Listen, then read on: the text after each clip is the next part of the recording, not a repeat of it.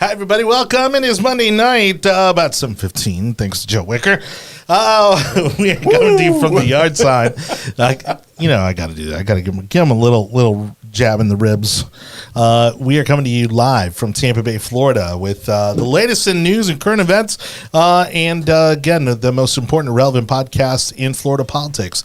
I'm your host, as always, Jonny Torres. Thank you so much for watching. Don't forget to subscribe, like, follow, share, all that good stuff on all of our social media platforms. You can find us on all the important ones where we haven't been banned yet. You can also get the audio version of our podcast over at the Tech Overlords at Google, Apple, Spotify, Audible, Amazon, iHeartRadio, Samsung now, and Spotify. Did I say Spotify? Mm-hmm. I might have said it twice. So pretty much every podcast platform you can think of, we are there. What's cool now is that if Samsung now has their own podcast platform, and so if you have a Samsung phone, it's like, boom, right there. All right, so just give us a look, and we'll be there. Okay, we're putting up we try to be judicious about our weekly episodes, and if not, if there's an episode you can't find, just reach out to us when we're sure we get it up there. We try to be pretty consistent about it, and as always, plenty to talk about. We've got it narrowed down to tonight's 4 topics, although it's quiet week, and normally around the holidays it starts to quiet down a little bit. Last week we had Scott Levinson. If you missed that episode, he's a candidate for Hillsborough County Commission, District 1, and always a good guest, so make sure you catch up on that episode. Tonight, usual suspects over at the big table, but before we go to them, here are tonight's topics. We've got, of course, the Freedom First budget being put out just ahead of the legislative session by our very own Governor Ron DeSantis, America's governor. Chris Wallace making the big jump from Fox News to CNN. We'll talk about why and why. Honestly. The media is calling on itself to be nicer to Joe Biden. Go figure. Here we are. Here we all think, of course, they're just way too kind and generous, but apparently they're being mean, and that's why they're not succeeding, because the media is just way too hard on them. And so the Biden administration has found a new target for their disapproval, and that's the media. And we'll talk about Roe versus Wade, but not in the way you're expecting. We're not really going to pick apart the policy itself so much as discussing the overall environment, whether or not we are in the current environment for it to actually be overturned. Is this the SCOTUS that's going to get it done?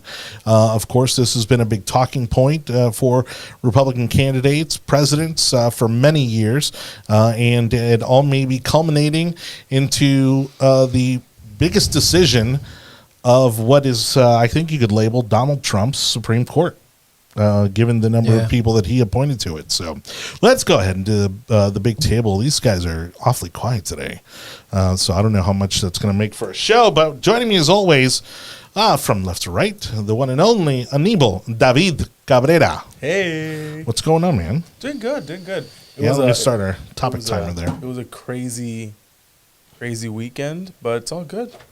Yeah? Yeah. All right. Yeah, the wife and a bunch of her girlfriends and other people baked about 1,500 cookies. And not one of them made it to the studio. No, I'm not that big of a chocolate person to begin with, so I'm not. Oh, okay. But you are not a chocolate person. I am not a chocolate person, but I will say this. I will have cookies for you guys next week. There we go. All right. Nice and stale, just how I like them. Oh, my God. They get better. Oh, my goodness. And, the guy we just love to have on and can't have on enough. I'm here. I'm ready to go. I know. You sound so excited. What's your energy drink? You sound a little without. I don't. A little without energy today. I'm actually upset. I went into my refrigerator and I looked for it and it was gone. Oh, Didn't no. have it. So instead I have a... I would talk to whoever runs this place here about people stealing stuff from the refrigerator. Yep. I think we know him. I don't know if he's... That Are you close to him? Somebody has a red Solo cup here. They should do something about that. Who has the red Solo cup? That would be from last week's guest. Oh, okay. Red Solo cup. I lift you up. So that's what bourbon smells like. It's been out for a week. Luckily, nothing's growing. That was one of those songs where I was like, I should have thought of that. Oh, brilliant! Like brilliant cup, the brilliant song, the Red Solo Cup song. Always good times. Always good times. You know, there's a lot of alcohol involved when that song was written. Oh yeah. Yeah. That's the only way you come up with a song like that. I think a lot of the songs. When That- you're just past the point. It sounds of like a song that logic. was created like just at some guy's house, Right. You know, Yeah. like So yes, Just- someone yeah. someone in the comment section is actually saying that it is his red solo car. He's taking full ownership of it. Scott Levinson, thank you Okay. for watching. It's glad to see that you are. So I didn't have to call him out. I appreciate him we did taking it. ownership. We did it ourselves.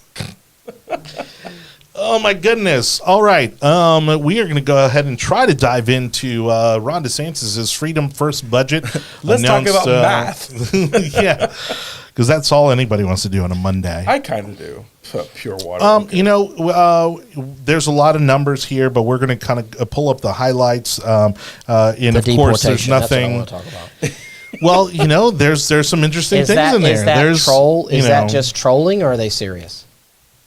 Well, I think it's Are they- serious. I think, you know, when he talks about these buses and planes that come in, and obviously they make it much more mysterious. They say come in the middle of the night and, you know, just drop people Probably off. do. And They probably do. I mean, it's true. So basically, the federal government, you know, gets all these people who've come in illegally and then just spreads them out They just around the dump country. them out. They just dump them out. Is somebody in, like, I heard they were dumping them in Jacksonville, the Florida allocation, like the people Yeah. that they were sending to Florida, they were sending them to like Jacksonville. My question is there somebody there to receive them? Well, that's what I wonder too. And if so, why aren't we shutting that down? Like, why is this just happening? I feel like, Yeah. like, how is a state just completely powerless that the federal Well, and government that's what Ron DeSantis is trying to get a hold on, and basically saying, okay, you are going to drop these people off here. Well, we're going to send them right back to I you. love the idea Or of loading send them up and somewhere sending else. them to Martha's Vineyard and dropping them off right in front of one of the gates, you Right. know? And be like, hey, you guys are all about helping out. We'll first illegal drop them off at the immigrants. Clintons and Yep. then the Pelosi's. Just do a and milk then, run. you Just know. do a milk run. They have Okay. plenty of rooms. They have plenty of If rooms. you look off to your right, this is the house of former President Barack Obama. We'll be making a stop here, and we're going to need 15 individuals to go ahead and hop up. Yeah. It's like a tour group. Yeah, right, exactly. Any Obama fans? Next, Any we'll Obama be dropping fans? off at You, the sir. Clintons' Okay, house. great ahead. Yeah. Come on up. Exactly. Well, and I wonder, do they get any say as to where they end up? Because, for instance, I have family that has migrated to this country, and those of us that are here already, we're mostly here in Florida, but sometimes there's some family in New York, and in some other places, and so I wonder is like, do they get to ask like, hey, you think I can hop on that they one do. bus out to Georgia or? What I think people don't understand is I don't think people understand that that is being used for a political purpose, right? Yeah. They want to place illegal immigrants in various areas around the country to change the demographics of the population. Allegedly. Yeah, sure they do. I mean, think about it, right? Like, not that someone has to go to, if someone's coming from a Hispanic community, it's not that they have to go there, but are the people that are coming across even being given an option? I mean, Because they I might don't say, well, I know. have family in Texas or I have family in Miami. No, they're dropping people off in weird places like in Nashville, Tennessee or something. It's like, why are you just dropping, like they have no connection there at all. Right. Like, And that's why what are I'm you saying. dropping Why not drop them off in a place where they're actually going to have some resources or some some support system network of some kind. Right. Yeah. And to me, I'm convinced that it's about changing the electorate. Here it is. So illegal immigration, the Freedom First budget includes $8 million, which doesn't sound like much. It's a lot of buses, a lot of Greyhound buses. Yeah, to implement a program to assist the state's efforts to protect against harm resulting from illegal immigration, and may include the transport of unauthorized aliens located within the state to other states within the United States of That's America odd. or the District of Columbia. Or the District of Columbia.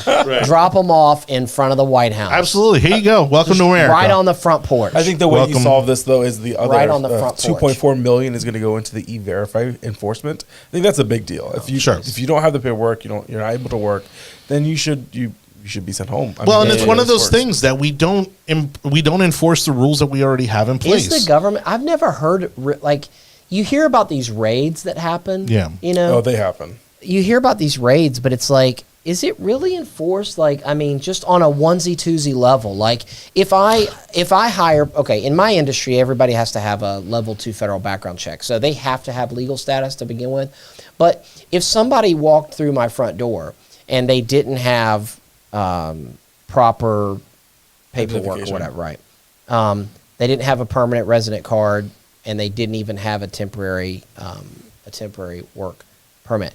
If they didn't have that and I hired them, what would happen? Like, would someone come to my I think it starts with a report. It's like the IRS. would, like, something someone come to my something has office? to flag them onto the fact that you might be doing something you're not supposed to be doing. Yeah, Also, like, in your industry, I I don't- doubt that happens as often as it does agriculture and No, rural I- parts of the country. Hospitality. No, I know. Hospitality is a Yeah, big no, deal. I know. A lot of it is contractors that are doing the hiring for the legit company. So Yeah. the hotel hires a contractor. The contractor then gets the employees wherever they get them. Yeah. And the hotel's like, hey, we don't know anything about this. Well, and They're none the wiser. This So- was one of those issues that when I worked at Senator Rubio's office, a lot of the guys who were following the rules, really, were sore about the fact that they're having to compete against the guys that aren't Yeah, following the rules. yeah. And But how do you? What do you? I mean, what do you do? Do you like just stroll through places and? You can't just ask people. Well, I guess. Well, but the that's what cops I'm saying. The I cops think- I can think they're- ask for People- citizenship, there are but they really raids, can't. But though. there are raids in these offices and these facilities for their identification. And if you can't provide it, you're gonna know very quickly if you can't. Or We're cannot in provide such a it. tough job market. I guarantee you that there's a lot of illegals working lots of. oh yeah, I could have guaranteed Oh, yeah. you Such that a top- in a we're in such a non-difficult. tough- And what's crazy is environment. that a Well, lot of them. everybody talks about- employment. Everybody talks about agriculture and hospitality. I'm thinking there's got to be other stuff, right? Sure, Like of course. restaurants, Yeah, restaurants If you can especially, pay but that somebody falls that- under hospitality. But all I mean, all the trades. I'm sure If you the can mom pay and pop. somebody cash, I bet you the mom and pop like mechanic, auto mechanic shop, it probably, it's one of those things. who's going to And I'll find tell that you- person? I'll That's tell what I'm you who's- saying. Like the mom and pop mechanic. No, Are you the wanna- feds but- coming to you a wanna- the mechanic odds shop? are they're not being abused, and the reason why a lot of these other industries are abusing their individuals that they have because they are not because they are illegal. I think, they're it's, being I think abused. it's easy picking for the feds. It's like, okay, Right. we're going to wait until all these people are out in the middle of a field, and then we're going to roll up, It's I definitely mean, you not when can't it go happens. nowhere. That's I not mean, when it happens. You want me to tell you where it's rampant right now, and it's probably near impossible to actually track or narrow down or do anything about it, is with the food delivery services and Oh, yeah. and Uber. Well, but don't they and, verify? Aren't they? They're doing background checks. They're doing background Yeah, checks. but it's all done. It's all done remotely. It's all done through an app. Yeah, no one's looking at so someone. you can have somebody else's paperwork. You Oh, can have somebody. yeah. You know what I mean? Yeah, There's yeah, probably a lot of false paperwork. Yeah, a lot you of, just have to have a legitimate person get on there, and then what difference does it make? Like I have no idea who's delivering my. When I order Uber Eats, I have no idea who that is, and I Right. really don't care. Yeah. Yeah, really, the only time I really care is when I don't Uber care. or Lyft.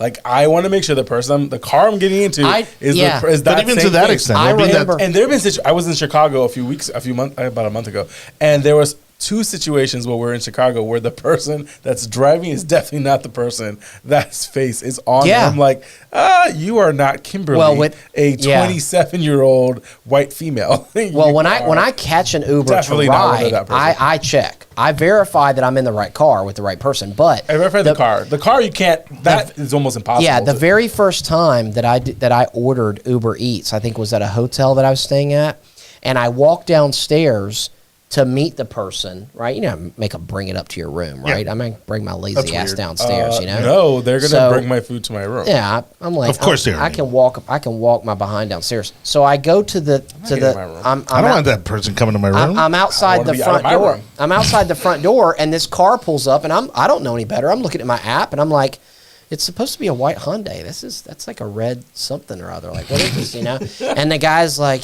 calling my name, and I'm like, yeah. And I'm ignorant. I don't even know. I'm like, yeah, but your car, like, what? is this mine? Like whatever. And he's like, oh yeah, no, my other car's in the shop. And I was like, oh, now I get it. I was Well, like, that I was get- going to be my Now- next and thing. That They're might probably be true. That might have been true. But what probably was happening was that he was operating off his girlfriend's Yeah. Relative. account or Yeah. relative's account or whatever it was, because he probably was riding dirty.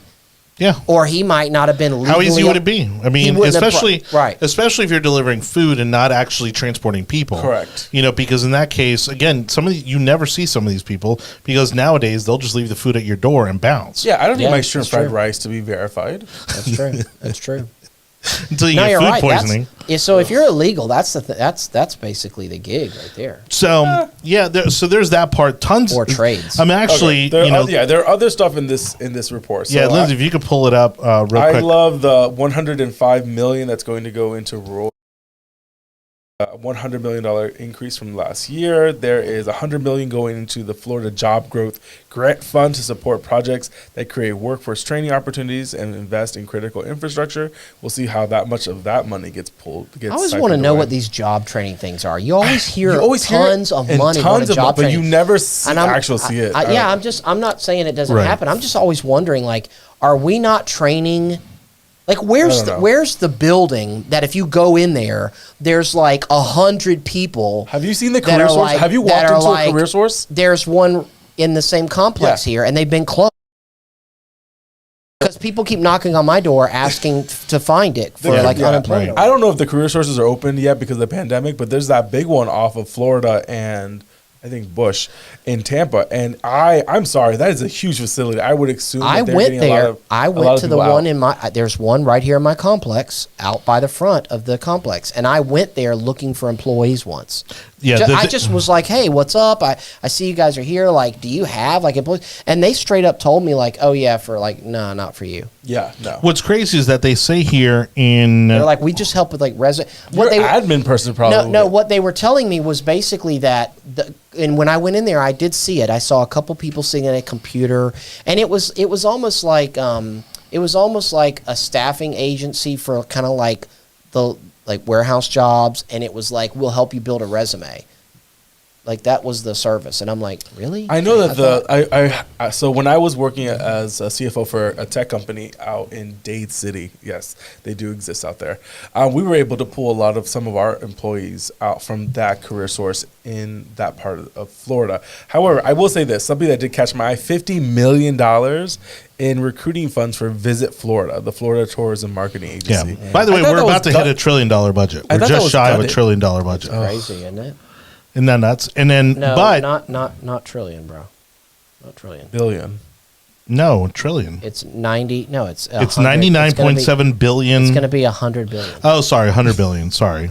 Yeah, well, it goes to show you again. Which is I mean, a lot, though. It's still. I remember when I mean, first moved here, I remember the budget was like 80 billion. Yeah, but And now it's nonetheless, about to be one of the 100 billion. points they make here. 20 billion? Where did we get $20 billion from? Well, it's the growth. I think it's the growth that It's the definitely that the the state has had. The Billion amount of people that dollars. are moving here. I've lived here for 13 Check this years. out. So here's one of the 20 points. billion. Here's one of the points they make under taxpayer savings.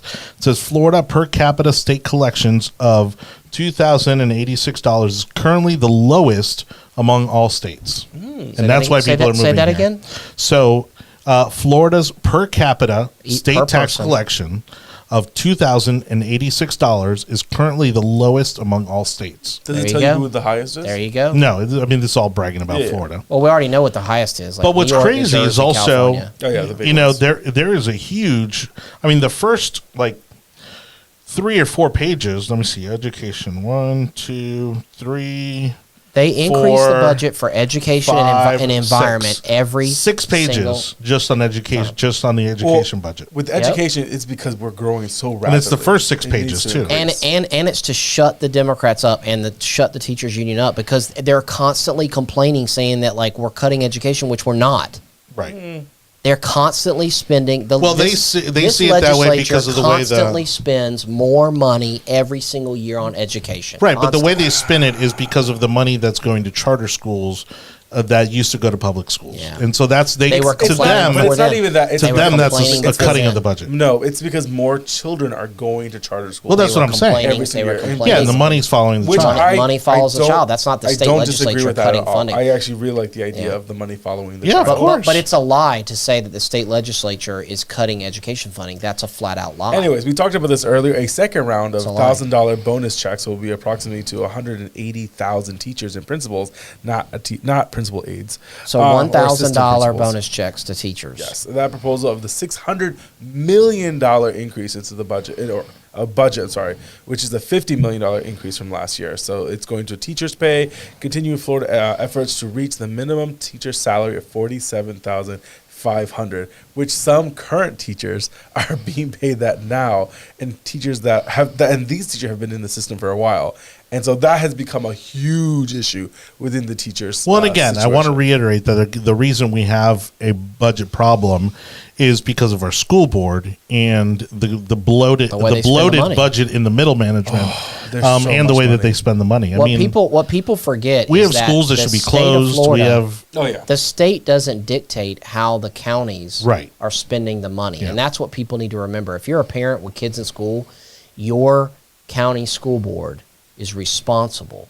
yeah, they're the reasons we Your have the budget taxes- problems. Your It's not the taxes state. primarily, your taxes overwhelmingly, look at your tax statement. Right, but that's the Overwhelmingly, problem. it's going. The union, locally. the union representatives, the school board members, they love all to want to blame put. Tallahassee. Oh yeah. They like to blame Tallahassee because that way there's really It no looks better. nothing. It looks There's better. nothing they can do about it. It's Right. like, oh, Governor DeSantis. Like Governor DeSantis didn't ruin your budget, okay? Yeah. You guys spending all this money on craziness is what ruins your budget.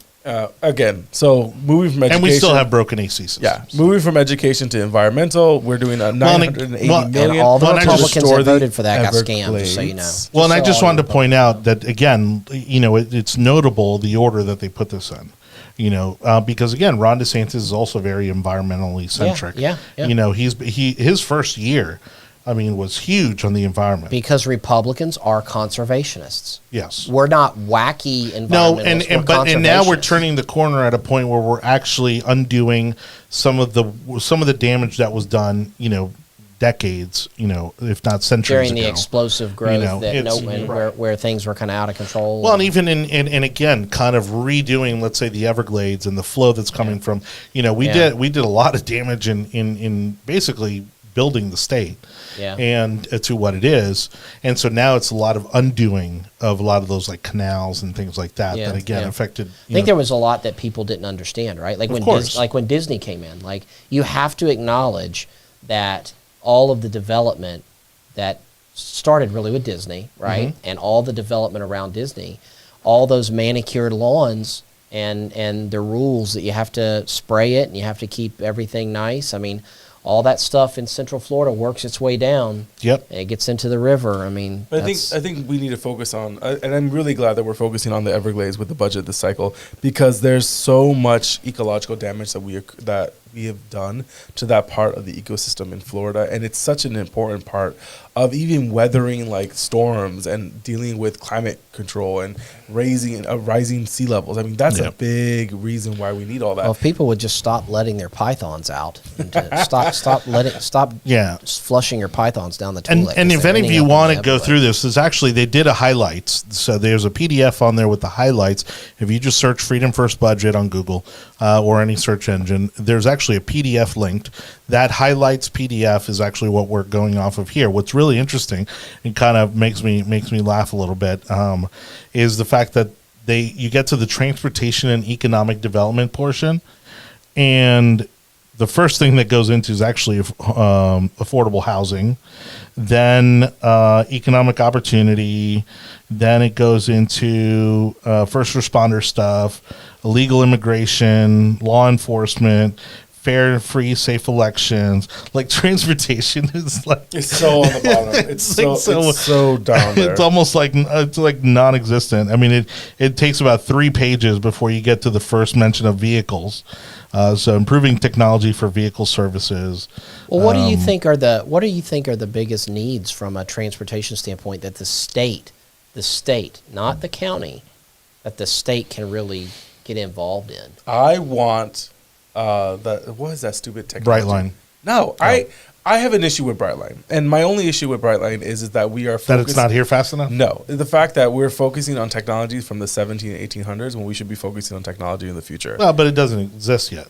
We could invest in Hyperloop. Where's Elon Sure. Musk when you need him? I mean, that is something that I really think. Well, he's got the boring company. If you we know. could do a Hyperloop from Tampa to Miami, Tampa to Orlando to Miami, I mean, that makes so much more sense than building a choo-choo train that once you build it, you really can't move it Yeah. because it costs so much per mile.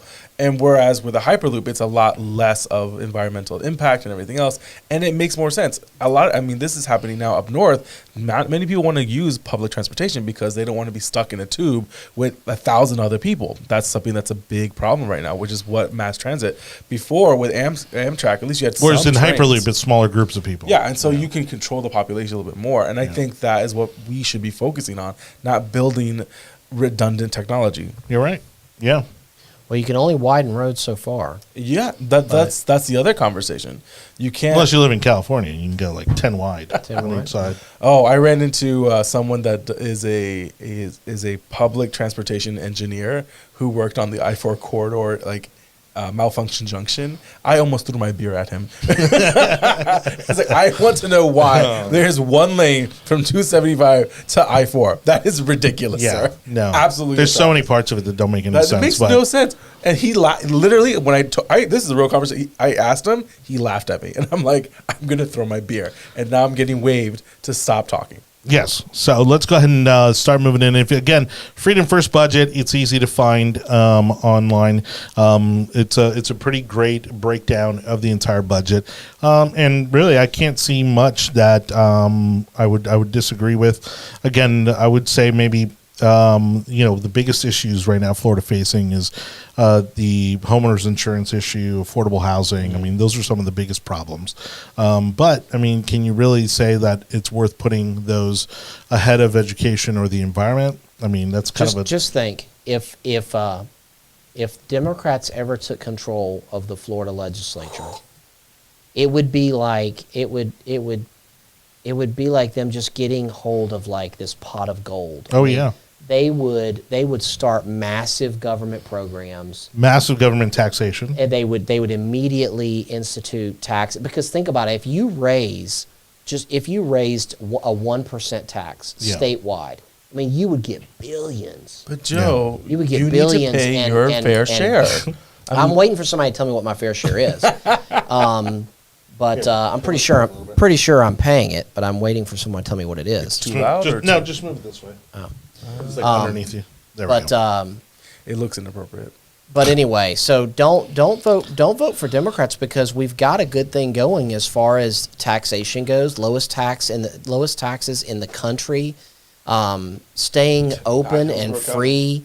People are moving here because it's a good quality of life. Like, we got a good thing going. We can't miss Yeah, this we up. don't need anyone else. So stop. Well, the moving good here. sign is that, at least for the time being, the fact that the Democratic Governors Association isn't even willing to spend $1 in Florida, I think says a lot about the direction we're headed in. And I think that puts us in a pretty safe spot for maybe the next decade. Florida as a Probably. solid red is absolutely. I never thought I would. Probably actually good for see another it. 10 years. Yeah. I thought I would never see it. All right, so on our next topic, not so heavy, not so impactful when it comes to our day-to-day lives, but certainly big news nonetheless, because after about, 20 years, 18 years? 18 years. Yeah, so about almost 20 years at Fox News Channel. I would say they're kind of last of the last generation type of anchors that they had Good there riddance. at Fox News Channel. Has decided to jump shark. And so as Chris Wallace Jump shark or jump ship? jump ship, really. I mean, well, you could don't say ride. he's jumping the shark, but Yeah. jumping ship is Chris Wallace, again, longtime anchor of Fox News, and I think anybody who watches Fox News would say that it's probably been coming for some time. I don't know what the timing is for him, maybe other than this opportunity. Speculation is that he's going to be joining CNN, of all people, who has the worst ratings in cable news. But he's going to be joining their online streaming service called CNN Plus. My guess What? is that he's going to be the anchor, the core, to drive that vehicle, as they try Into to the attract, as they try to attract subscribers. Look, he is a great journalist, and the problem is what always bothered me is when people would start complaining that he wasn't asking the right questions or saying the right things, or because the conservatives didn't like it. It's like, well, that's his job. And I'm perfectly He's a journalist. I'm perfectly happy with. He made a mention on his exit video, saying that after 18 years, still no one had ever questioned who he was going to put on, and no one ever had tried to censor him with questions and everything else. I loved watching Sunday mornings with mom and dad when I was younger. We watched him. I love the live interview. I love the live interview, and I think that's what when politicians go up there and when powerful people are in that position, they really can't wiggle themselves out of it. It's a live broadcast that's very difficult. Him moving to CNN Plus, it's like ESPN Ocho. I don't know what it's going to look like, and no one knows what it's going to look like. So I'm very surprised that they're allowing himself to be put in this position. Well, and I wonder if I'm glad to see him go, and I'm not arguing. I'm going to tell you why. I'm not arguing that he didn't try to do a decent job as a journalist, and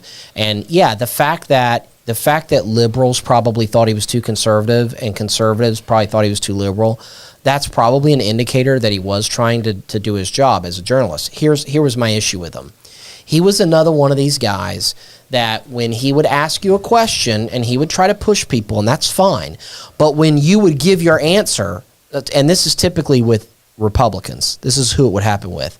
Republicans would give their answer, but then he wouldn't agree with it, so then he wants to correct the record. And I'm like, dude, I can't stand that. I don't like any reporter that tries to, they ask you a question, you answer it, then they want to correct you. Where they're leading you on. It's like, well, if you're not going to even let me have an answer, then what are we doing here? I'm not here to debate you're the reporter. You are here to debate. No, you're not to debate the reporter. The reporter asks you your opinion. And if the reporter knows that you're not telling the truth or you're spinning. But it's not the reporter's job to debate the person they're interviewing. The issue. This is not a primary debate situation where, yes, the anchor that is leading the primary debate should not be debating the people that are on the candidates. However, but you're talking about stop, because you're talking about an actual debate. Yes. Well, what he is talking about is an interview, just a one-on-one interview. I want my news anchor who is interviewing someone to push back if they have additional questions. If they're not answering the question, he would push back or he would ask follow-up questions. But he would try to argue points, and I don't. That's not so. If especially with Trump, and you could tell he hated Trump, right? You knew he did. So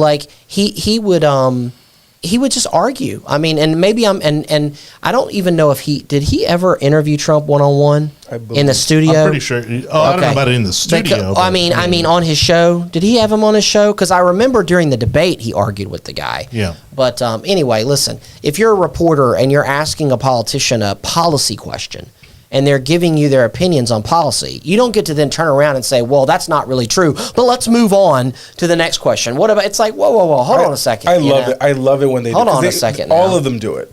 They all do it. The reporters don't do it to Democrats. No, they don't. Yes, they let Democrats say dumb stuff. Yes, they do too. They let them say dumb stuff, and it flies. I've seen him do it to Democrats. I've seen him do it to Republicans, which is why I loved it. He pushed back many times with Democrats, and he pushed many times with Republicans. Well, we pushed his ass over to CNN, so who cares? He can go have fun. He can go have fun at CNN. But Plus. I didn't even know CNN Plus existed. I don't understand that position of people. Does yet.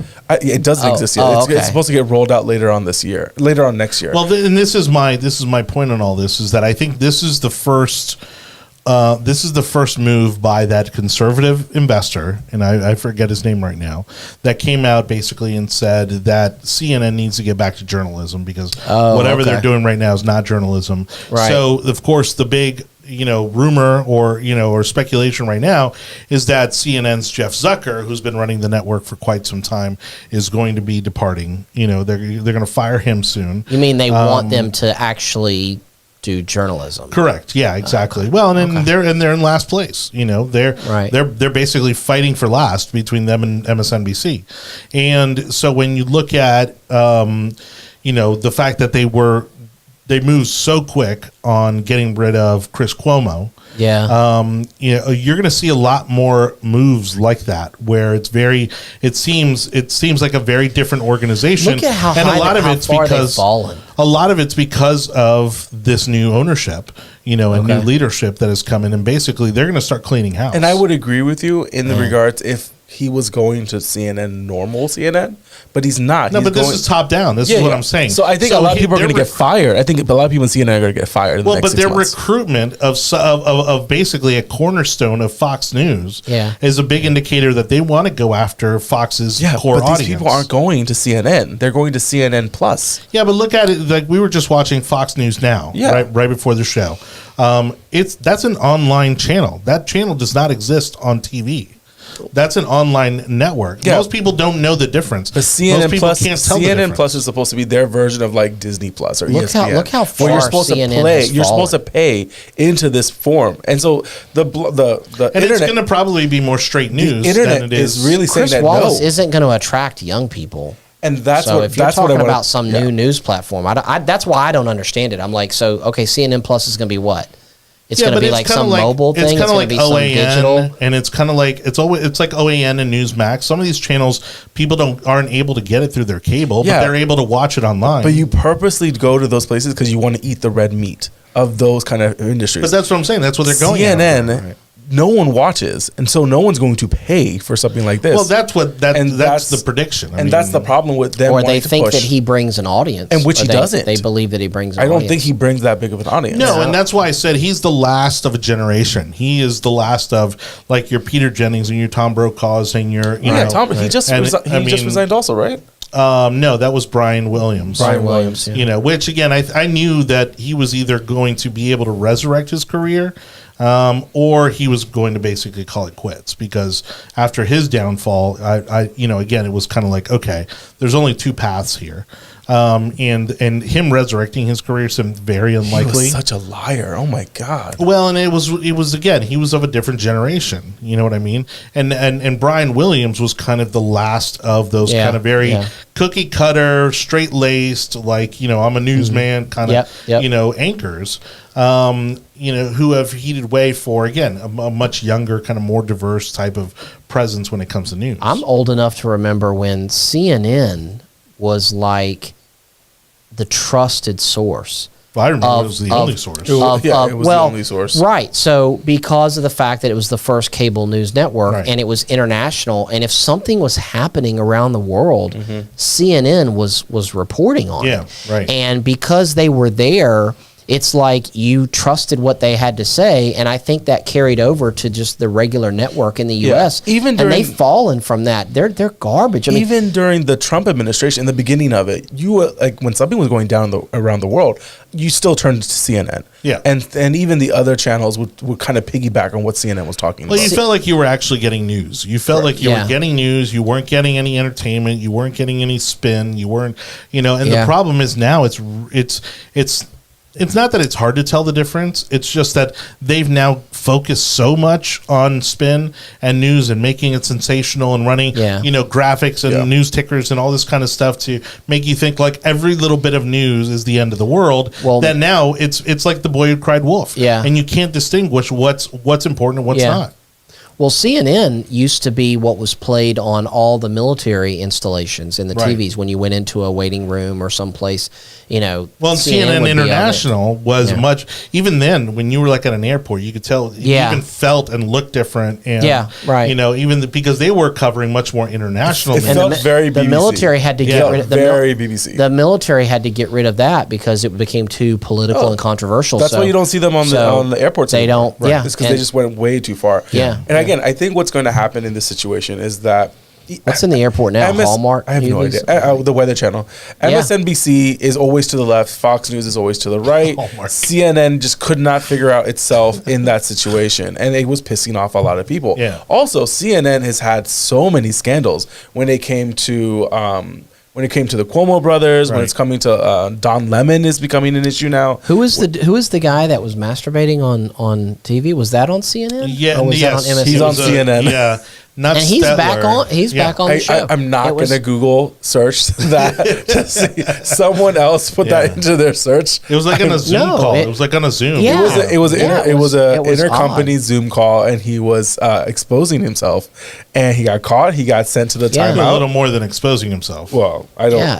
I didn't see the video. and I didn't either. But and he's back. yeah. He's back because I remember But again, it's all timing, right? Like I think again, like people like to kind of bring back Al Franken. They're like, well, Yeah. if Al Franken's issue would be brought up today, he'd probably still be in office. Yeah. And they're right, they probably Yeah. would be. Yeah. But the timing of when that story broke, Yeah. and then along with the Me Too movement, forget it. He was going to be one of the first well, victims. the to go. point that somebody was making about that guy, and I don't remember the guy's name, but the guy that was exposing himself on the Zoom call was that he was allowed to stay, and Cuomo basically got fired for what? Like A sexual allegation from a a lot. previous job. And they're still investigating it because there's a lot more there than just the helping his brother. He was basically using his resources, the network's resources, people at CNN to try to Assist help his his brother navigate the whole controversy with the sexual allegations. Would anybody expect any different? No, but again, I'm not saying that's right. Of the problem. But, I It's mean, the fact that there's so much incestual relationships there between the media and the government and politics.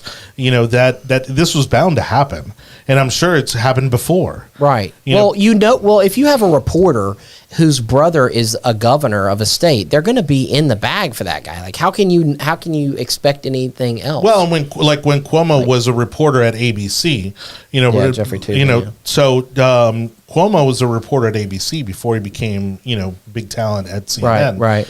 He would interview him, right? Because again, it's your brother. Your brother's always going to give you the interview. You're taking the advantage. I thought, okay, look, it's not like I was a fan of Cuomo, either one of them, but I remember seeing one interview where he was interviewing his brother, and I mean, there's I can see where there's some comedy behind that. There's chemistry. They were having fun. Yeah, there's chemistry. They were having fun. While It is his old people brother. are dying in retirement homes, it's a lot of fun. Yeah. It's a lot of fun to be making fun of all of that stuff. By the way, dude, I'm just saying, if you were a reporter and your brother was the governor of a state, you wouldn't be like bashing the guy. No, but you would also remove yourself from the position. Again, CNN has rules that you do not interview family members. And again, they took full advantage of them allowing the governor to go up there and allowing him to go there. I mean, whatever they can for They were ratings. talking about him replacing Biden on the ticket. I Well, mean, we that's got what's off the going on. topic, which was Chris Wallace. Anyway, it's but Jeffrey Toobin Yeah. was out of CNN for 8 months, and they brought him back after his indecent exposure. See you later, Chris Wallace. I would see his show on Sunday. I would regrettably watch it for a few minutes Wow, you do to not see who get the that interviewee wrong. was. I And then liked him. When I it wasn't loved that watching exciting, I would move on to something else. and then that's the thing. Like the Sunday political show used to be a thing, and like I don't even watch politics on Sunday anymore. right, and that's the I thing. used like, to. who I would used to you watch know? this. It's like I who's used to even watch worth C-SPAN. watching? I used to watch C-SPAN. Because those used to be like the serious. Let's have a C-SPAN, serious, legit. Yeah. in-depth conversation about C-SPAN had some good politics stuff. and, C-SPAN had some good stuff. I used to watch that. The call-ins on C-SPAN. Oh, that's just- I called in as a kid once and got through. amazing. I called in as a teenager and I got through. Oh my god! Well, Even NPR call-ins are funny, and they get derailed all the time. Last point on something that you said, Anibal, that I wanted to bring up was that Governor Cuomo's book deal was in the works. I think was it like 3 weeks or a month after the pandemic started? Yes. Oh, yeah. And so I thought that was a pretty hilarious. His bit of brother's book information. has been removed from distribution. Oh yeah. So I want to bring up one point about that, though, that type of stuff. The way, and I wish people would consider this when they go to elect their politicians, okay? If you're going to put somebody in a position like governor or president, right, they need to have a track record of decision making. Yeah. Because those types of executive positions are decision makers. And the teams that they build around them and the decisions that they make are impactful. And I feel like we've lost that. We used to look for people that had legitimate experience, business, longevity in government or something like that, right? Yeah. Think about... For them, it was the Cuomos were the name. Exactly, It was the just a name. And so then what ends up happening is there's a crisis going on, and instead of being the leader that you're supposed to be, You're doing book deals, and you're trying to figure out how you can monopolize on, monetize the crisis. In the middle of this pandemic, what's coming out now is that Fauci was doing one too, I think. Well, in the middle of this pandemic, Governor Cuomo had like mid-level staff actually writing parts of the book. Instead of trying to fix and work on this pandemic, they actually found out that they had mid-level staff writing parts of this book, and that was their only priority. And that's not what got him impeached. That's not what got him removed. That's right. That didn't make him resign. It's because of the 15 plus women with sexual allegations. Like that's. I want to get. I don't want to say that. I don't want to belittle the allegations. That it is very important, and we need to be exploring it. And needs to go to full fruition. However, such a sexist. I know. However, the fact that killing grandma and grandpa was not the catalyst that got him removed, and I think it was 15 other states did the same thing that he did, and those other states need to do the same. They need to be reckoned at the same time. You need to have executive experience to hold those types of jobs, and we need to vote for people that have executive experience. I know a lot of people out there hate Trump, but I'm going to give you, and they think that he was an idiot businessman or whatever, which he's not. He went to Wharton. He came from a rich family already in real estate, but he blew it out and made billions. Okay, the guy is successful. It doesn't matter what anybody wants to say. But here, I just heard I just read today of where Trump was meeting with Netanyahu, Benjamin Netanyahu, and he was meeting with him, and they started talking about, naturally, peace with the Palestinians and whatnot. And about 3 minutes into the conversation, Trump just cuts Netanyahu off, and it's like, Bibi, do you actually want peace with the Palestinians? And he just cornered him. Because Trump knew based on his years and years of negotiating and doing deals and having high-level meetings with people about serious topics, he knew to cut through the crap and just straight up ask him, do you actually want peace? And he said that Netanyahu was like, well, and basically Trump knew then, he was like, this guy's not serious about a peace deal. Think about how long Netanyahu has been in office, has been in the political process. And Trump knows that. And Trump knows that. Right, in the political machine in Israel. Right. And what little has been accomplished to that extent. But because of Trump's experience as a businessman and making decisions, and he has that gut instinct that, I'm sorry, if you're a very successful entrepreneur or businessman, you probably you have to trust your gut, and you probably...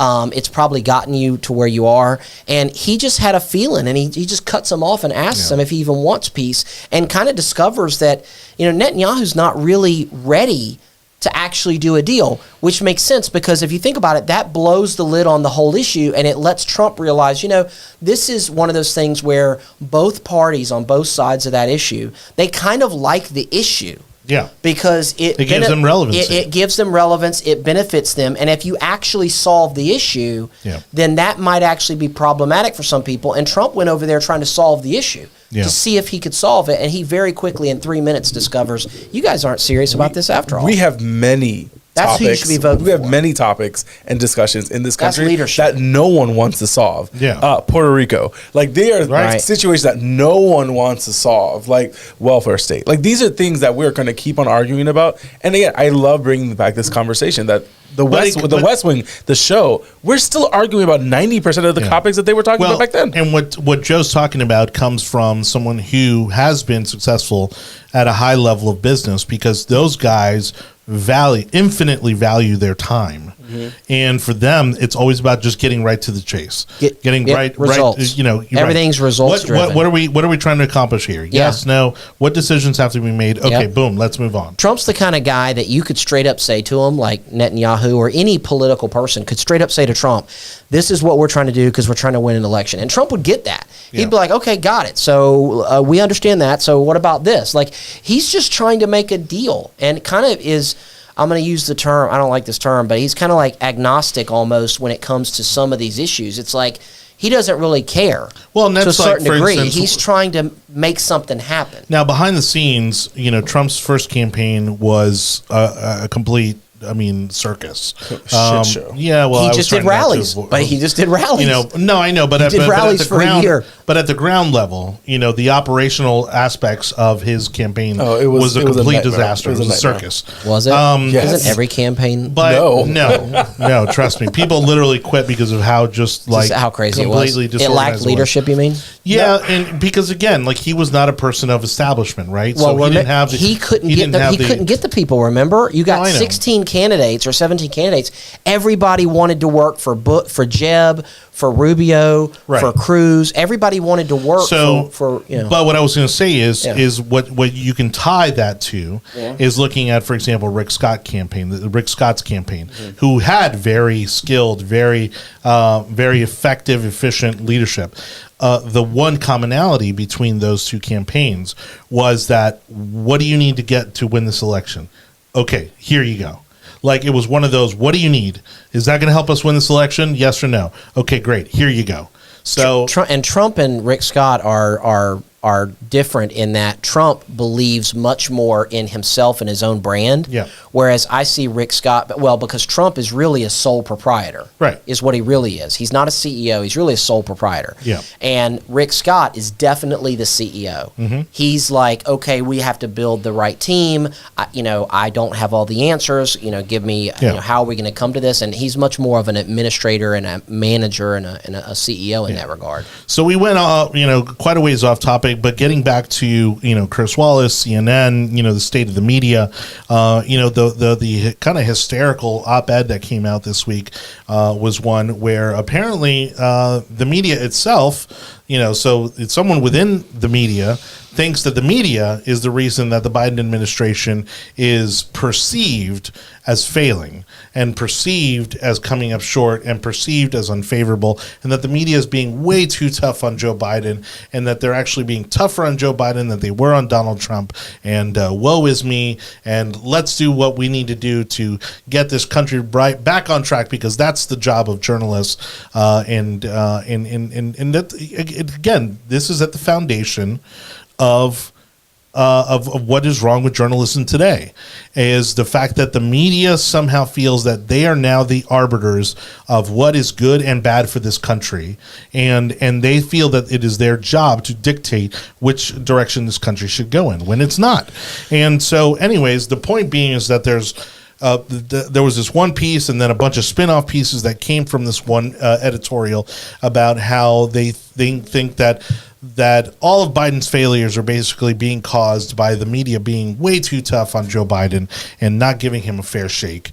And so that if the media were to, just get on the right track and be a team player, that's going to help solve all of Biden's problems. The media, I don't see how anybody can see the media as anything other than the propaganda arm of the Democratic Party. So we hear That's what they are. we see this report come out, I think Tuesday or Wednesday Right. of last week.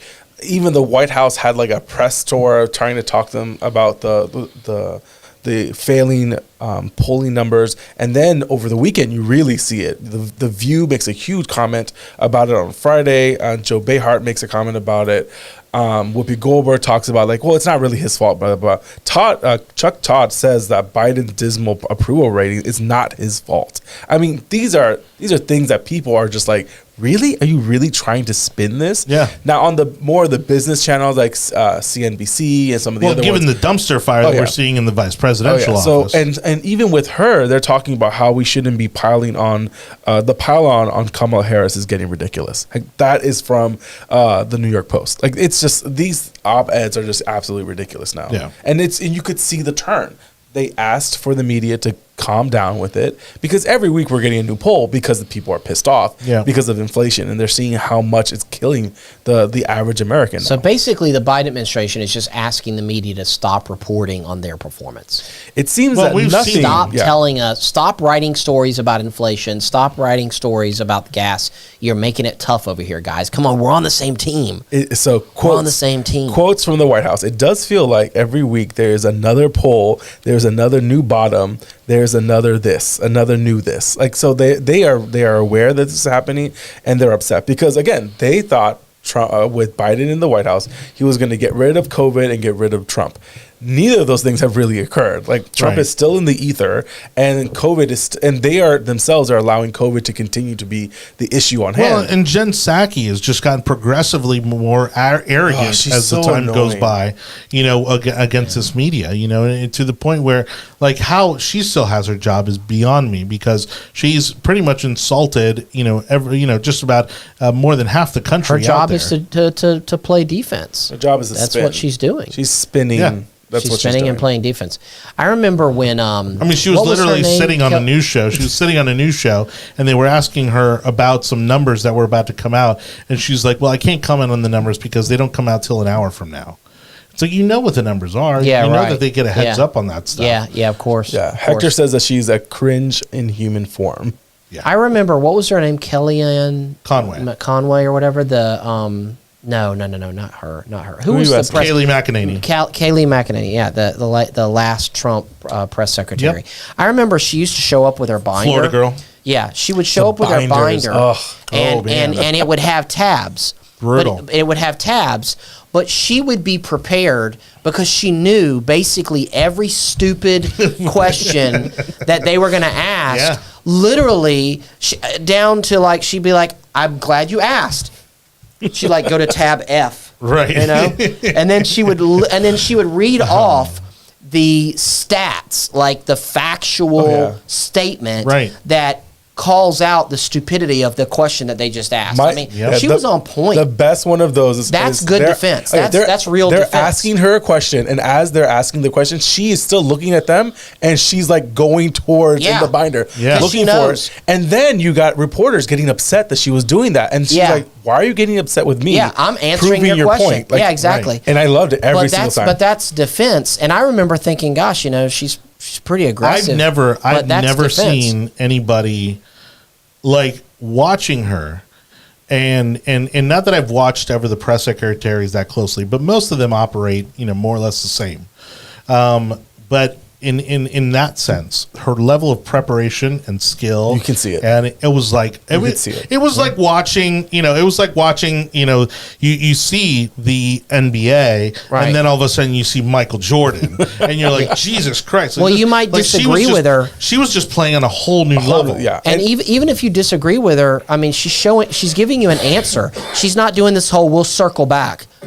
Well, Paskey or whatever her name is, she circled back so many times. Oh, yeah. I mean, Well, even liberals started to give her a hard time. Yeah, about that. you can't keep. What do you mean you circle back? I mean, you've got the answers. You might not know everything about the I administration. think it was for like the but first 2 or 3 months. She had it's like circle zero back, answers. circle back. No Exactly, answers. exactly. And they let her do that. Oh, yeah. Until people got upset about it.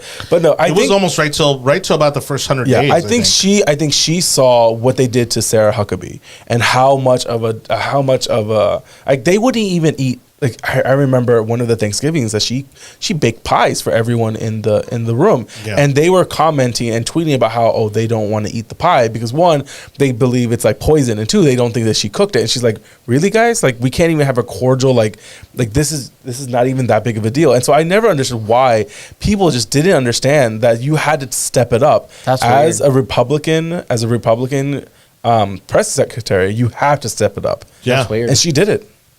Well, in Also, I Sarah didn't know about Huckabee- the pies. so- She baked pies and they got mad at her for They got baking mad. pies. I'll look for the article, but I remember distinctly some of the reporters refusing to eat the pie. I that Sarah Huckabee loved- I would be interested in seeing what Sarah Huckabee can What I cook love up is when as a she's pie. about to be governor, and she's actually in Florida. She's in She's from Tampa. Arkansas. You know she can make something. She's in Tampa right now, actually, at a fundraiser. Is she? Yeah. Well, and what I love is what I loved was when Donald Trump hosted the college teams to come over to the White House for dinner, and I guess they asked them what they would want for dinner or something like that, and they basically had McDonald's cater the whole thing. Yeah, and that was and the awesome. uproar. The media. They because it's beneath, because to them it's like that is so low class, and Yeah. it was to them it was so low class and beneath the office, and that's where people didn't understand Trump. Well, they didn't understand Trump, and they didn't understand the average American. They don't understand Yeah, the they average don't American. It's understand- like I've never seen so much KFC. This is awesome. awesome. Like, this is awesome. You can get whatever. You can get a double family pack at KFC for the 28 I don't have pieces. to think about what I want through the drive-through. Yeah. It's all here. It's all here. And the college players I can loved get it. all the dark chicken I want. Yeah. I can get all the dark meat I want. The college all players the dark loved meat it. Chicken. The internet loved it. They thought it, they thought the it was memes were hilarious. It was amazing. just, there's the famous picture where they're in the ballroom and there's Trump, there's like the candelabras Trump's like or whatever. It's like the Last Supper. Yeah. And Trump's there with his arms open, and he's got cheeseburgers and chicken But nuggets. if I remember correctly, didn't the football players was it Clemson? I forget who came up there that year. I thought they loved it though. They did. That's what I'm saying. Think about It's the media that did it. Yeah. They thought it was hilarious. They thought it was awesome. Think about it. You're in this gold-clad room. It's the presidency, right? And we're all going to have some Chick-fil-A. Let's cut through the BS. We don't have to. You don't need to sit down and figure out which fork to use. Screw that. We're going to have some Chick-fil-A at the White House and have a good time. It should football. be the second fork, by the way. If we're gonna go there, it needs to be the second fork. When in doubt, are you advocating eating chicken McNuggets with a fork?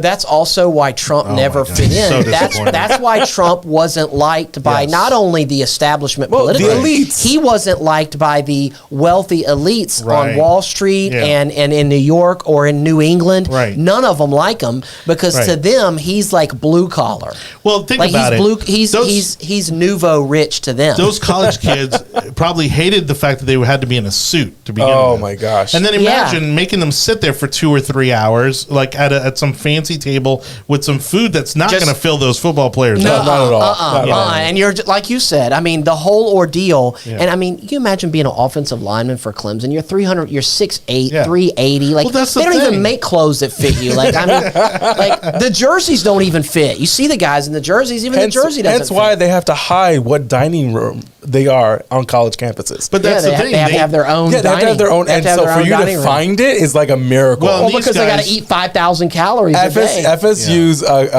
football dining area, Lauren was able to find it, and she's like, "I've never had soft serve at a college campus with like 6 different flavors." And I'm like, "Really?" She's but like, think about it. Yeah. Cut through the crap. Let's have some Mickey D's and go on the White House tour. Right, let's cut the crap. Yeah. Let's not spend 2 hours. And they loved it. I mean, you saw them with like more hamburgers, take all you want, boys. It's on me. Exactly. But this is where we're at. When did we ever think that? That was when the liberals would be, or Democrats would be the party of the elites, because forever Republicans were supposed to be business Republicans, and we were supposed to be capitalists and everything else. Yeah. And now, God forbid, you don't have an MBA as a Democrat, and they just eviscerate you because of it.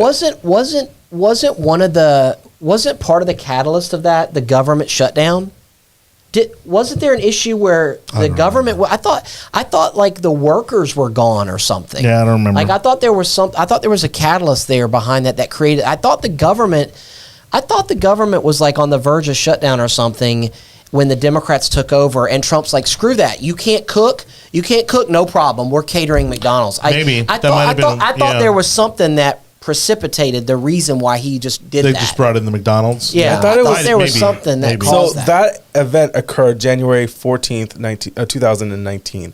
I think the shutdown, and Hector, look up this. I thought the shutdown was like later on in the year or in December. He would have lost, he lost the House by then because every 2 years, right? Yeah. So he had, the Democrats had won the House, control the House in 2018. So in January 2019, they would have all been seated.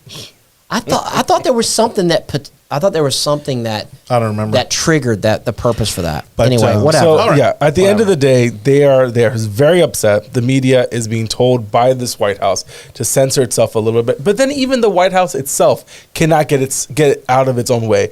So I believe it was yesterday or Friday they did a Democracy Now! Situation for democracy, freedom, expansion, everything else. They had Taiwan as one of the speakers on. It's a Zoom call, and the diplomat for the Taiwanese government started talking about the two different nations, and the White House cut his mic and shut off his camera because they didn't want to piss off the Chinese, who were not allowed to be at the conference because they are not a democracy. Well, we've seen this time and time again. Also, when they try to cover for Biden, whenever he's had foreign dignitaries at the White House, or even when he's been in other countries, and they'll literally cut the press off and get Biden, either remove the press from the room or remove Biden from the room, so that he doesn't have to answer any off the cuff questions. Well, that, and you don't want to see the envelopes being passed around between the Saudis or between the Chinese and Hunter. Hunter's coming in drunk. Hunter's cut. Hunter's stumbling in. I just need them to make sure that Biden doesn't say end of message when he's reading from the teleprompters. God. That's happened now almost, I think, like 4 or 5 times in a row. You would think that they would know better to just that's the message. End the script. That's end of message. Oh my God, that's annoyed me so many times. It's becoming sad. At Bob Dole's funeral of all places. I mean, what a disgrace. It was a prelude for his. So I wonder what Bob Dole would have thought about Biden. Well, supposedly, again, they came up through a very different era, very different environment in politics, where those guys got along and they hung out and they had dinner. But Bob Dole was a Trumper. He was a Trump supporter. I think back in the day, and the whole time Biden was coming up through the House and later the Senate, I think he was viewed as like just one of the good old boys, like nice guy, like I think the establishment viewed him as like, if he becomes president, everything will be fine. Meet the new boss, same as the old boss, that type of thing. Yeah. But he wasn't like hated by nobody. No, he wasn't controversial and he wasn't hated by anybody in the establishment. So they were fine with him becoming president, But now it's a different story, though. I mean, the dude's got some kind of, got some kind of cognitive impairment. And to your point, Anibal, as far as him being a Trump fan, again, a lot of people kind of saw it as a nod to Trump that he had Lee Greenwood there. Which, I don't know, it's a little bit of a stretch. Lee Greenwood's been singing that song for a long time. Yeah, and obviously, it's kind of like an unofficial anthem for the country. No, but Lee Greenwood is a Trump fan, right? But yeah, exactly. I mean, that song was basically Trump's, his theme song, at every rally. Yeah. And so some saw it as like a little nod to Trump. But I think we can't even have a little bit of this is so annoying. But did anybody ever interview Bob Dole about Trump? Did he ever? I know he's in bad shape. He has not done a full interview. Did he ever say anything about why he supported him? He has not done a full interview in about 4 years. I wonder why he liked him so much. But he was very much a supporter. I wonder why. I just wonder why. All right, so our final story of the night. Thank you, everybody, for watching the Art Sign. Again, Anibal, David Cabrera, Joe Wicker joining me tonight. We appreciate you watching, listening, wherever you may be doing so. We have our one last topic tonight, but don't forget, you can also subscribe to the audio version of our podcast over at the Tech Overlords at Google, Apple, Spotify, Audible, Amazon, iHeartRadio, and now Samsung phones have their own podcast platform as well. So if you have a Samsung phone, check that out. Search for the Yard Sign, sign up, like, subscribe, share it. We appreciate you. We love you for doing so. Our final topic for the night, of course, isn't so much Roe versus Wade itself as it is the Supreme Court, which, again, right now there are a lot of rumblings, and especially in your mainstream media. If you dig and you know where to look appropriately enough, you're going to find some early reportings on this. But there is heavy indication that this particular Supreme Court, which is seen as a 6-3 right now. It is 5-3. You gotta throw Roberts out of at the moment. Statistically saying, they're saying it's about a 5-3 that they're gonna overthrow it. Right, but that's what I'm saying. So 5-4, you mean? No, the statistics are saying that it's going to be a. But there's 9 justices. There's 9 justices. Oh, sorry. 5-4, because Roberts is going to go. Oh wait, no. So that's 6-3. I'm sorry. Yeah. Okay. Really? So I doubt Roberts ain't going with that. Roberts is at a 91% chance that he is going to overthrow. Really? Yes. Well, hold on a second. That would be shocking. Hold on a second. I would like to just clarify that this is not overthrowing abortion like a lot of people think. Correct. People are acting like the Democrats Republicans are acting like, or pro-lifers are acting like this is going to, outlaw Roe v. Wade, which is not. And Democrats are acting. It might have the opposite effect. And Democrats are acting like this is the end of the world. And it's like, first of all, the law that's before the Supreme Court is whether or not Mississippi can ban abortion after 15 weeks. Okay, most abortions are taking place anyway prior to that. So what we're talking about being banned, which I'm in support of, is banning as much as we can. But what they're talking about are the second and First third trimester. Right. They're talking about banning second and third trimester abortions. Okay, so even if this passes, I mean, I'm happy if it does, but I say passes. Even if the judges, Overturn. If they don't overturn the law, I'm okay with that. But this isn't. But does this create for the a pro-life movement? I think this babies are going to be getting aborted up to 15 weeks, all over Mississippi and all over and actually, it's going to just allow the states to come up with their own laws, and it's going to allow all of the Republican states to pass something similar to Mississippi. Already, the 21 states already have something that limits. So what they call it, the herpes laws, and all the Democrat states are still going to be wide open. California's not going to change its abortion laws because of this. And if you're in California, you're going to be able to get an abortion up until the moment before birth. And if that's what California wants to do, then that's what California wants to do. I think we have done we've done a huge disservice when it comes to the communications of Roe versus Wade. That we have communicated that this is a zero-sum game. Yeah. It's either you're 100% for or you're 100% against. That is something that this culture does not do anymore. No, nothing is 100%. And where I think yes, it is. Truth is 100%. Yeah, but you cannot. Again, this is where this goes into the situation. Your moral dilemmas and moral desires cannot be imposed on someone else's body. So the argument, and we really need an attorney here, but the argument before the Supreme Court basically is, does the Constitution provide a right to abortion? And the folks for the abortion organization that sued is trying to say that that basically the court should judge in their favor because of precedent. That because Roe v. Wade was decided the way it is, and because of precedent, they shouldn't touch it. And the other side, I guess the state of Mississippi or whoever it is basically saying that no, the Constitution does not provide a right to abortion, and therefore that the regulation of abortion should be left to the states, and or here's the other thing, which to me is scary, to Congress. So states and Congress could still pass laws that would allow abortion. And if you ask me, that would allow abortion up until the moment of birth. And if you ask me, that's really what's problematic here. So this is not as big of a win as I think pro-lifers think it's going to be, because here's a couple of things. Number one, states and the feds can still pass laws that allow abortion up until birth. And oh, by the way, people think that's not true. It's true. Abortion in the United States, we're one of the few countries left in the world that allows abortion up until the moment of birth. That's legal in the United States. Is that the majority of abortions? Of course not. But it is legal, and it does happen, okay? But also the real issue, in my opinion, as a strong pro-life supporter, is that, in my view, the government has an absolute responsibility to defend individual liberty. Okay, that's the defense of liberty and the protection of the country, specifically like national defense, immigration, things like that.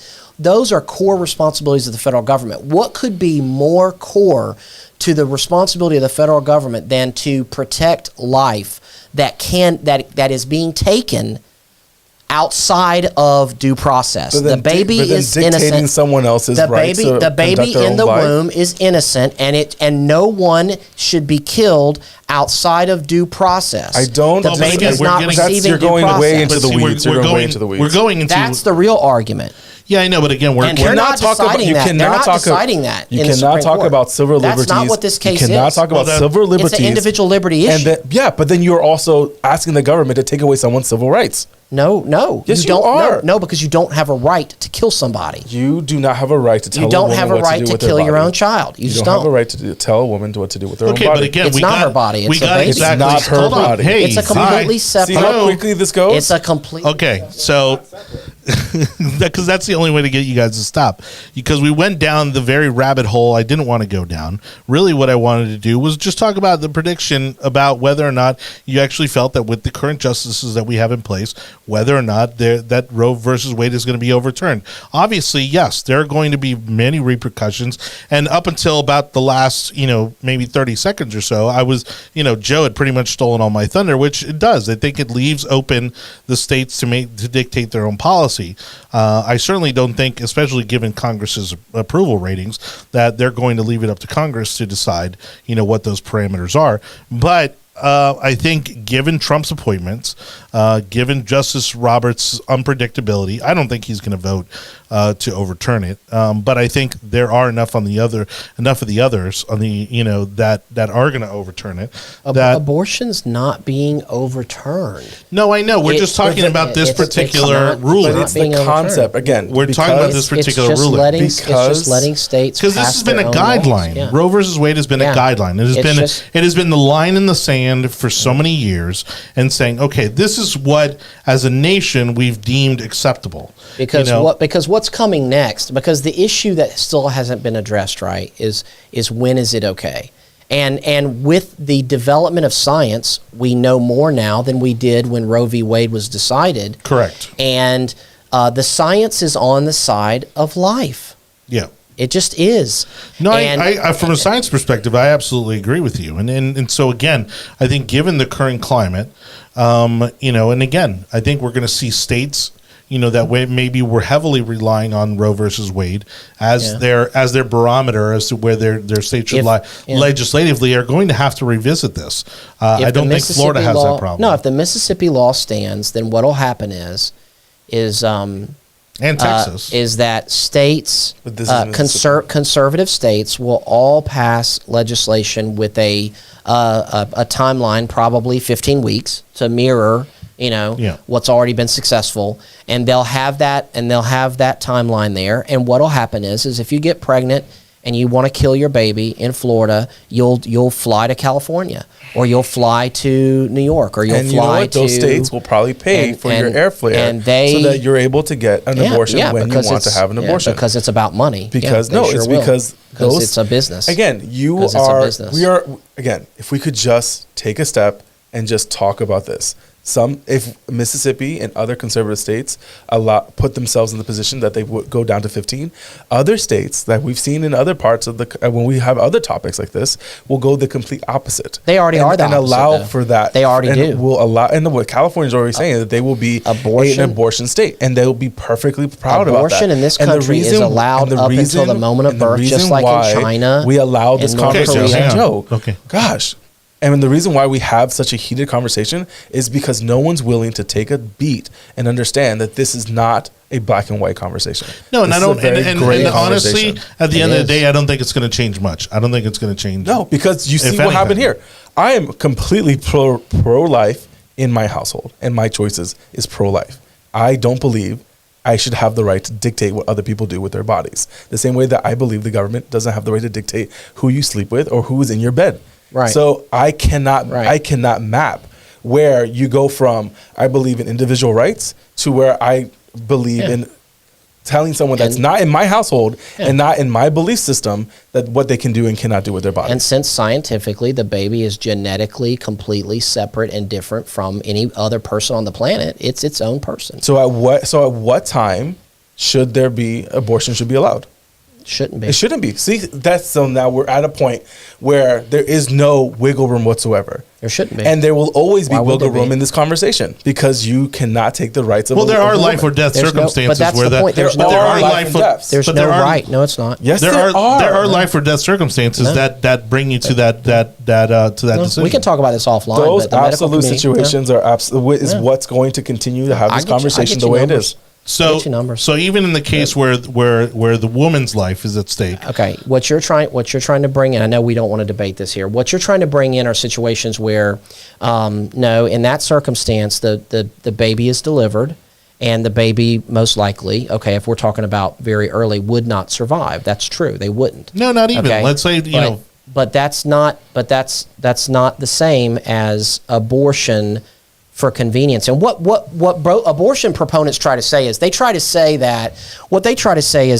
let's say a baby dies in the womb. But it's not out of convenience. Like, for example, let's use one of the most famous examples out there, which is Tim Tebow, right? Tim Tebow's mom came out and said that she was going to die, if she had given birth to Tim Tebow.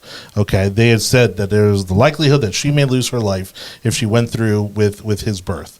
She decided to take that chance and give birth to him anyways. Okay, and so and so obviously very pro-life. This was right? prior to him. This was prior to and we don't have the facts in front of us here. But are you saying that he was too early in the pregnancy to have survived outside of the womb? Is that what you're saying?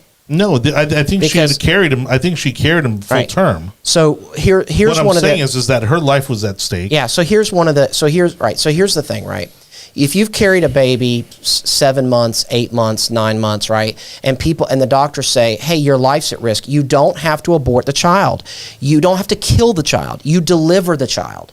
You do an emergency C-section or you induce labor. You deliver the child. Now, if the child doesn't survive because of whatever medical issue, then okay, that happens. So what happens if the mother dies? But it's not necessary to abort the child. So another example. What happens if the mother dies? Another example. Well, that's why you have the emergency delivery. That's why you deliver the child immediately if that's the circumstance. Yeah, but a C-section is easily as traumatic, to the body. So we're gonna cut the baby. So we're gonna go into the uterus and cut the baby up. And so come on, dude, come on, really at that age? So another perfect example is not a doctor. So another perfect example is when women have cancer, and if you give a pregnant woman chemotherapy, it will kill the child. Okay, typically, it's going to kill the child. Sure. Okay, and that's one of those very difficult situations where, of course, they present that information to the mother, and the mother has a choice. She either undergoes chemotherapy to save her own life and kill her child, or she avoids the chemotherapy in an effort to save the child, and she may end up dying herself, right? And that's one of those circumstances where pro-abortion advocates try to make it seem like, see, that's why we need abortion. Okay, wait a minute. You're trying to save a life. If the treatment of the mother kills the child in the process, you're trying to save life. If death occurs there, that's a completely different scenario than saying, well, we're just going to throw our hands up and abort the child. And secondly, if the mother's far enough along in the process of the pregnancy and you're faced with that decision, then you say, okay, what are we going to do? Well, we deliver the child, and if the child survives, that's wonderful. If the child doesn't, then that's unfortunate, but we've done this to save life. You cannot force a woman to have a child. Abortion in this country, people don't want to acknowledge. They have a child. You look at the data. Something like 96.5% to have a child. I don't know how much more difficult this conversation really is. You are mandating someone to have a child. Repeating your talking point doesn't accomplish anything either. 96.5%. Neither does saying that there's no wiggle room whatsoever. 96.5% of abortions are for convenience. Again, so if we're having the argument about you want to criminalize abortions. Okay, is that your end goal? Okay, well, let me ask you a question, Anibal. Because what's going to happen is that this is going to go underground, and you're going to have women doing a lot. Right. Isn't that true? Or people are going to then cross over the state border? Let me ask this question, because people love to corner Republicans. No one's loving this conversation. I hate the fact that we have to have this conversation. People try to throw.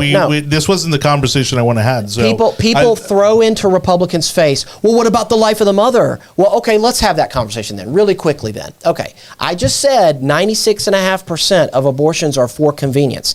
And when you throw in rape and incest, it's not even 1%.